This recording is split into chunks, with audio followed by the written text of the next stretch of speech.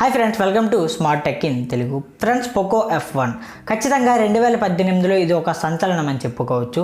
ఎందుకంటే మనకి below 25,000లో premium స్పెసిఫికేషన్స్తో and అదేవిధంగా ఒక ఫ్లాగ్షిప్ ప్రాసెసర్తో అయితే ఈ మొబైల్ని లాంచ్ చేశారు. సో ఎప్పుడైతే మనకి పోకో F1 ఫస్ట్ స్టెప్ తీసుకుందో అక్కడ నుంచి మిగతా మొబైల్ బ్రాండ్స్ అన్నీ కూడా ప్రీమియం స్పెసిఫికేషన్స్ని, ఫ్లాగ్షిప్ ప్రాసెసర్ని సో మనకి బిలో 25,000లో లాంచ్ చేయడం అయితే జరిగింది. సో అఫ్కోర్స్ మనకి పోకో F1 లాంచ్ అయ్యి దాదాపుగా 1.5 year పైన అవుతుంది. సో ఇప్పటి వరకు స్టిల్ చూసుకుంటే మనకి ఎలాంటి మొబైల్ కానీ అండ్ ఎలాంటి లీక్స్ కానీ బయటకు అయితే రాలేదు. సో ఫైనల్గా వీళ్ళ నుంచి మనకి అఫీషియల్గానే పోకో X2 అని చెప్పి ఒక కొత్త మొబైల్ అయితే వచ్చింది. సో ఇది మనకి ప్రీవియస్గా చైనాలో ఏదైతే రెడ్మీ K30 మొబైల్ ఉందో సో దాన్ని రీబ్రాండ్ చేసి వీళ్ళు ఇండియాలో పోకో X2 అనే పేరు మీద అయితే లాంచ్ చేస్తున్నారు.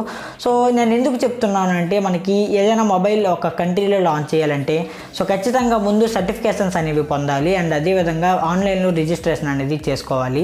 సో అప్పుడు మాత్రమే ఖచ్చితంగా ఒక మొబైల్ అనేది ఒక కంట్రీలో లాంచ్ చేయడానికి అయితే అవుతుంది. సో అలాంటివి ఏవి లేకుండా జస్ట్ వీళ్ళు చెప్పిన 1 or 2 weeksలోనే మొబైల్ని లాంచ్ చేస్తున్నారంటే సో ఖచ్చితంగా ఇది చైనాలో ఏదైతే రెడ్మీ K30 ఉందో అదే మొబైల్ని వీళ్ళు ఇండియాలో పోకో X2 అనే పేరు మీద అయితే లాంచ్ చేస్తున్నారు. సో దీనికి ఆల్మోస్ట్ ఆల్ స్పెసిఫికేషన్స్ అన్నీ మనకి సేమ్ అవే ఉంటాయి. కాకపోతే పోకో బ్రాండింగ్ మీద తెస్తున్నారు కాబట్టి ఖచ్చితంగా అడిషనల్గా ఏవైనా ఫీచర్స్ని సో యాడ్ చేస్తే చేయొచ్చు. రిమైనింగ్ అన్నీ కూడా సేమ్ అదే స్నాప్డ్రాగన్ 730G ప్రాసెసర్తో వస్తుంది అండ్ సేమ్ అదే మనకి 64 MP కెమెరా ఉంటుంది అండ్ సేమ్ బిల్డ్ క్వాలిటీ ఉంటుంది and same side finger print censor అయితే ఉంటుంది. సో ఆ స్పెసిఫికేషన్స్ ఏందో తెలుసుకునే ముందు చాలామంది ఈ పోకో X2 మొబైల్ చైనాలో ఉన్న రెడ్మీ K30కి కాపీ అని అయితే చెప్తున్నారు. అఫ్కోర్స్ ఇది నిజమే అనుకోండి, కానీ ఏదైతే కాపీ మొబైల్ ఉందో అది చైనాలో లాంచ్ అయింది. సో మన ఇండియాలో ఎక్కడ కూడా అవైలబుల్గా లేదు. సో అఫ్కోర్స్ వాళ్ళ బ్రాండ్ని వాళ్ళే కాపీ చేసుకుంటున్నారు కాబట్టి ఎలాంటి ప్రాబ్లం అయితే లేదు. సో అది కాకుండా మనకి పోకో X2 ఇప్పుడు 15 నుంచి 16,000 బడ్జెట్లో లాంచ్ చేస్తున్నారు. సో ఆ బడ్జెట్లో చూసుకుంటే మనకి స్టిల్ ఇది ఎక్సలెంట్ మొబైల్ అవుతుంది అండ్ కెమెరా పరంగా చూసుకున్నా అండ్ డిస్ప్లే పరంగా చూసుకున్నా ఖచ్చితంగా ఇది మనకి ఎక్సలెంట్ మొబైల్ అయ్యే అవకాశం అయితే ఉంటుంది. సో వాళ్ళ మొబైల్ని వాళ్ళే కాపీ చేసుకుంటున్నారు కాబట్టి ఎలాంటి ప్రాబ్లం అయితే లేదు. అండ్ కాపీ చేసిన మొబైల్ స్టిల్ మన ఇండియాలో అవైలబుల్గా లేదు కాబట్టి సో ఇక్కడ కూడా మనకి ఎలాంటి ప్రాబ్లం అయితే లేదు అని నేనైతే అనుకుంటున్నాను. సో ఈ మొబైల్ కంప్లీట్ స్పెసిఫికేషన్స్ తెలుసుకునే ముందు ప్లీజ్ వీడియో మీకు నచ్చితే ఖచ్చితంగా లైక్ చేయండి, షేర్ చేయండి అండ్ ఫస్ట్ టైం నా వీడియో చూస్తే ఖచ్చితంగా సబ్స్క్రైబ్ అవ్వండి అండ్ పక్కనే ఉన్న బెల్ ఐకాన్ని కూడా యాక్టివేట్ చేసుకోండి. సో నేను ఏ వీడియో అప్లోడ్ చేసినా ఖచ్చితంగా ఫస్ట్ నోటిఫికేషన్ అయితే మీకే వస్తుంది. So first of all mobile display గురించి మాట్లాడుకుంటే మనకి 6.67 inches full HD+ IPS LCD డిస్ప్లేతో వస్తుంది. సో ఇందులో మనకి స్క్రీన్ రెజల్యూషన్ చూసుకుంటే 1080x2380 పిక్సెల్స్ ఉంటాయి.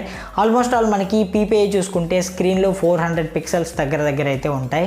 సో ఇది చాలా మంచి విషయం అని చెప్పుకోవచ్చు. ఎందుకంటే మనకి ఒక మొబైల్లో 400 పిక్సెల్స్ స్క్రీన్లో ఉంటే కనుక ఖచ్చితంగా మనకి బెటర్ డిస్ప్లే క్వాలిటీ అయితే ఉంటుంది. సో 20:9 ఆస్పెక్ట్ రేషియోతో వస్తుంది అండ్ కార్నింగ్ గొరిల్లా 5 ప్రొటెక్షన్తో వస్తుంది అండ్ అదేవిధంగా మనకి బ్యాక్ అండ్ ఫ్రంట్ సైడ్ చూసుకుంటే కార్నింగ్ గొరిల్లా 5 ప్రొటెక్షన్తో వస్తుంది. సో 60-120Hz స్క్రీన్ రిఫ్రెష్ రేట్కి అయితే సపోర్ట్ చేస్తుంది అండ్ అదేవిధంగా HDR10 సపోర్ట్ అయితే ఉంటుంది. సో ఈ మొబైల్కి మేజర్ అడ్వాంటేజ్ ఖచ్చితంగా 60-120Hz స్క్రీన్ రిఫ్రెష్ రేట్ అని చెప్పొచ్చు. ఎందుకంటే మనకి బిలో 20,000 రూపీస్లో చూసుకుంటే ఏ మొబైల్ కూడా మనకి 120Hz స్క్రీన్ రిఫ్రెష్ రేట్కి సపోర్ట్ చేసే మొబైల్ అయితే అవైలబుల్గా లేదు. ఖచ్చితంగా ఇది ఒక కీ పాయింట్ అని చెప్పుకోవచ్చు. ఎందుకంటే మనకి ఎప్పుడైతే ఎక్కువగా గేమ్స్ ఆడతామో లేదంటే ఎక్కువగా యాప్స్ని యూజ్ చేస్తామో సో ఖచ్చితంగా స్క్రీన్ మల్టీ టాస్కింగ్ అనేది మనకి చాలా ఫాస్ట్ ఉంటుంది అండ్ యాప్స్ అనేవి చాలా ఫాస్ట్గా అయితే ఓపెన్ అవుతాయి. సో ఇక్కడ మనకి చాలా డిస్ప్లే ఎక్స్పీరియన్స్ అయితే చాలా బెటర్గా అయితే ఉంటుంది. సో HDR10 సపోర్ట్ ఉంటుంది కాబట్టి మీరు ఆన్లైన్ స్ట్రీమింగ్ వీడియోలు చూస్తున్నప్పుడు లేదు అంటే ఎక్కువగా గేమ్స్ ఆడుతున్నప్పుడు సో మీకు బెటర్ డిస్ప్లే గ్రాఫిక్స్ అయితే మీకు ఖచ్చితంగా ఉంటుంది. సో ఓవరాల్గా చూసుకుంటే మనకి డిస్ప్లే పరంగా ఇది బెటర్ మొబైల్ అవుతుంది. And next design and build quality గురించి మాట్లాడుకుంటే ఈ మొబైల్లో మనకి బ్యాక్ అండ్ ఫ్రంట్ సైడ్ మనకి రెండు వైపులా కార్నింగ్ గొరిల్లా 5 ప్రొటెక్షన్తో వస్తుంది. సో బ్యాక్ సైడ్ చూసుకుంటే మీకు 4 కెమెరాస్ ఉంటాయి. సో కెమెరాస్ చుట్టూ కూడా మనకి రౌండ్గా ఒక డిజైన్ లాగా అయితే ఉంటుంది.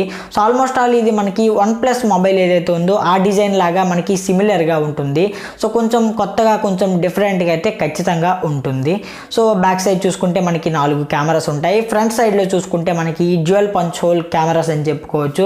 So dual punch whole display అని చెప్పుకోవచ్చు అండ్ క్యాప్సూల్ డిజైన్ డిస్ప్లే అని కూడా చెప్పుకోవచ్చు. సో ఇది కూడా చాలా ఇంట్రెస్టింగ్గా కొత్త ఆప్షన్ లాగా అయితే మనకు అనిపిస్తుంది. ఎందుకంటే ఆల్మోస్ట్ ఆల్ మనకి సామ్సంగ్ S10 మొబైల్లో సేమ్ ఈ విధంగానే డ్యూయల్ పంచ్ హోల్ కెమెరాస్తో వచ్చింది. సో ఆ తర్వాత ఇది ఖచ్చితంగా సెకండ్ మొబైల్ అని చెప్పుకోవచ్చు.